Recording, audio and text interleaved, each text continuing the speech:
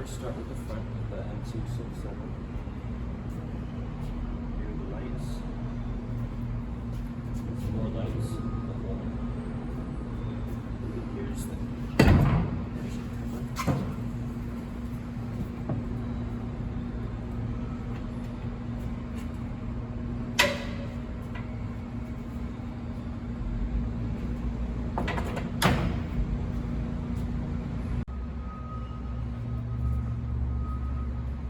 Inside the engine compartment, you can see some things like the control differential, the engine back there, and the air filter.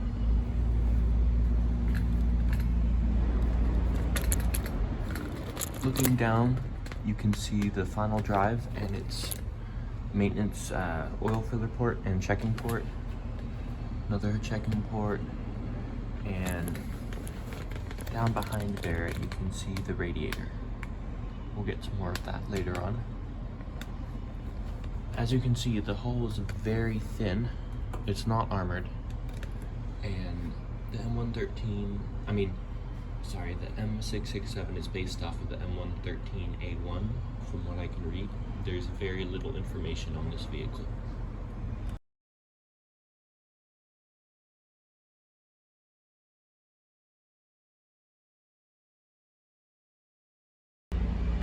Looking at the engine again, here is the engine oil dipstick, and here is the engine oil filler hole. Looking down the side of the M667, you can see the torsion bar suspension. There are no return rollers. You can see that the sides are pretty bland. There's nothing much on them except some towing hooks. Now here you can see the rear deck. Now this actually folds down. Here are the lights. Here's the mechanism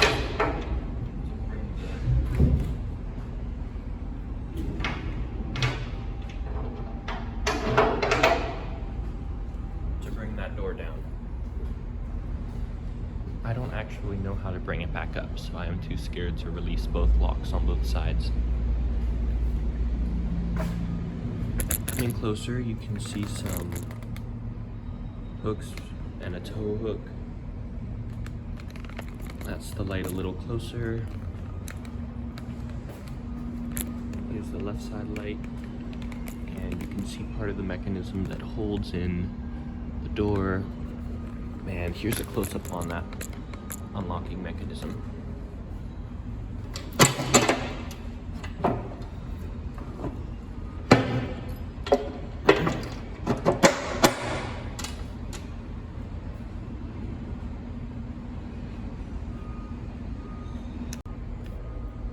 The left side is also pretty bland, except here you can see some steps to get into the driving compartment, which I'll go into later. And if you come over here, there is the diesel port, and here is the emergency fire extinguisher port. Here's a nice shot showing the holder for the missiles. As you can see, the two ring shapes would hold the missile. Its nose would rest on that piece there, and the fins were removed and put in a suitcase.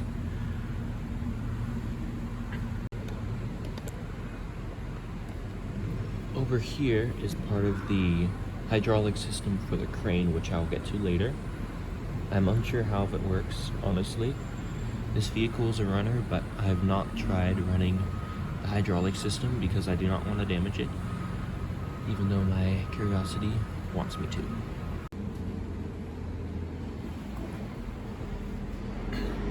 Now, one thing to note is that on this side, it's actually a crane.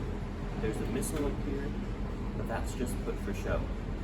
This is the missile carrier version, and the Lance missile launcher was a whole different vehicle. Here's a close-up for some of the controls. One would sit here. There is a mechanism that holds this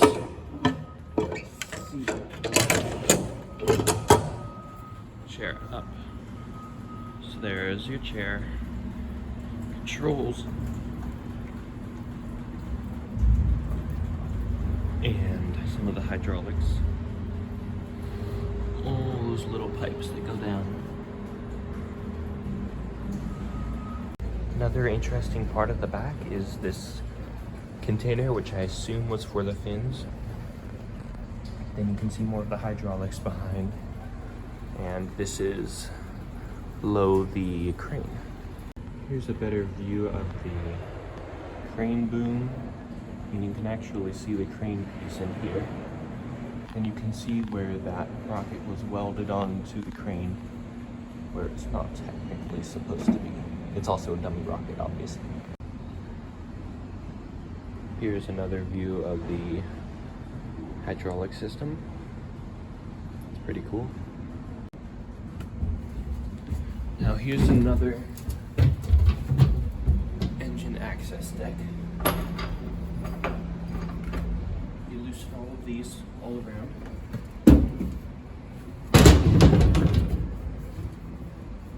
Here's another side of the engine. There is what I believe to be a automatic transmission, fluid checking part, a filler port, and alternator, and that's pretty much it. It's a pretty cool view. Here's a view from the other side looking at an installed missile. I don't believe that historically they would still have a single fin on top, but I could be wrong. There you can see the tops of those hoops again, and down below, that part on the other side was folded up to hold the missile. Here's a little snippet of the top of the engine deck on the right hand side. Here you can see is the battery port. To our left, you can see the exhaust muffler, and down below there, I'm sure if you can see it, there is the radiator. That's where it hooks up on the other side. Now I'll show you this little port right here.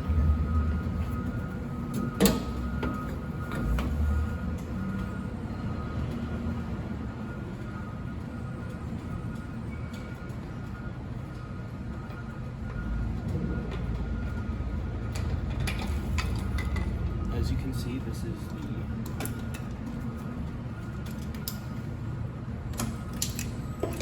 radiator filler port.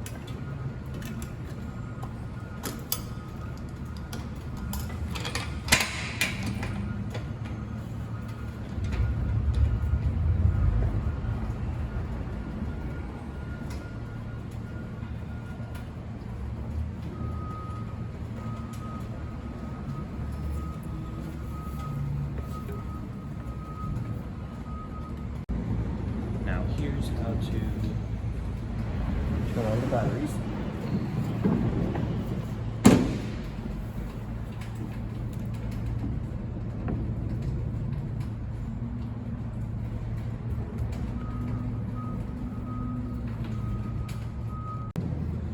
Now here, looking back at the missile holder, you can see a large cooling fan on the top of the deck.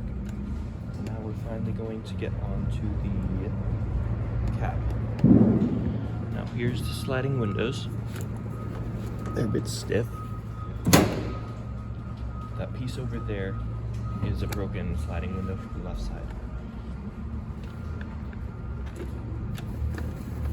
Now here's the cab.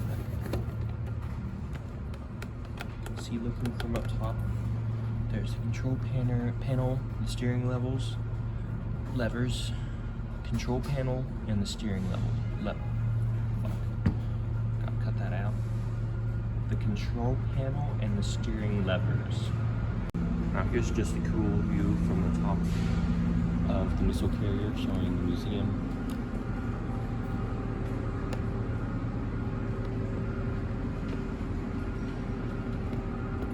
M19 gun motor carriage. Behind that flag, there's a Chaffee, an M4A3 Sherman, and a half-track. here's a shot from the back seat looking into the front. Here is a light. Now you can see a better view of the controls. That knob on the right is the shifter. That knob on the top left of the controls is the throttle, or the manual adjustment of the throttle. Bringing it forward. Here you can see a little better. Gas pedal. Shifter. This is the PTO off and on. I believe that is on, and that is off. You can see some of the things. This is the pull start, the manual throttle, I think for the PTO. Outlet lights, you unlock it, and then you can switch it. Panel lights, horn, start. It may be hard to see, but down there is the master switch. I'm gonna turn that on now.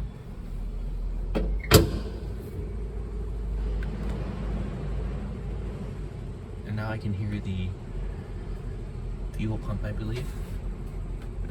And more of these lights are supposed to go on, but they are a bit finicky. It is hard because I will take the thing out and jiggle this light bulb around, and it will work.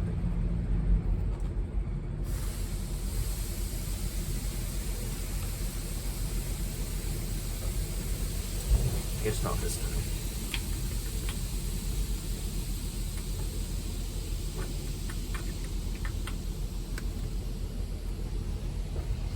And there you can see the wiper, airbox heater, bilge pumps, and IRBO, which I honestly have no idea what it does. Sadly, I don't have any operating manuals on this or any information. One thing to note is, to start the vehicle, all you have to do is press the button. It's really simple and easy. You just have to make sure that the shifter is in neutral and that the main switch is on. There is the high beam button, and here's a better view of the shifter and its lettering. It is unique. It has reverse, neutral, 2, 3, 1, 3, 1, 2, and 1 for different ranges, which is pretty unique to me.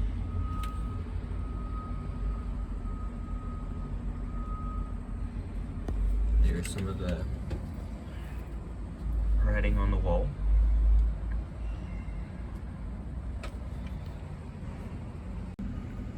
Here is the light in the cab. You can bring it up for the nice blue light. You have to push the button for down that light. Here's the rear seat.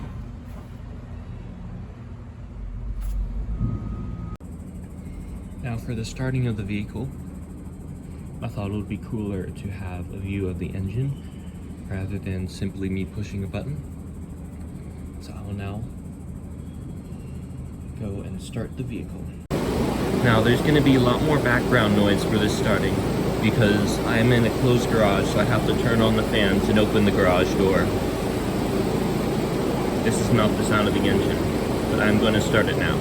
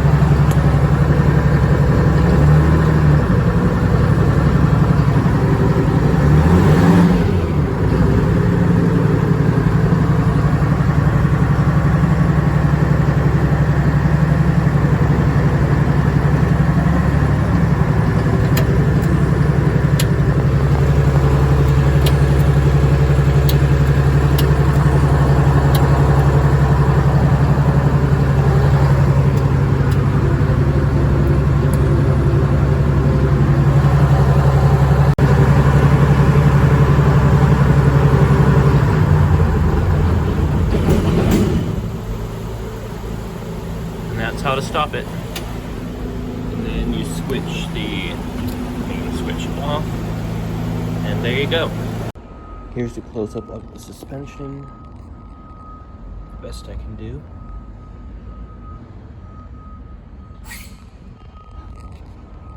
You can see a connecting rod to the idler. I assume that when this rear road wheel goes up, it gives more tension to the idler wheel. One thing to note is I'm not quite sure how to give track tension, which is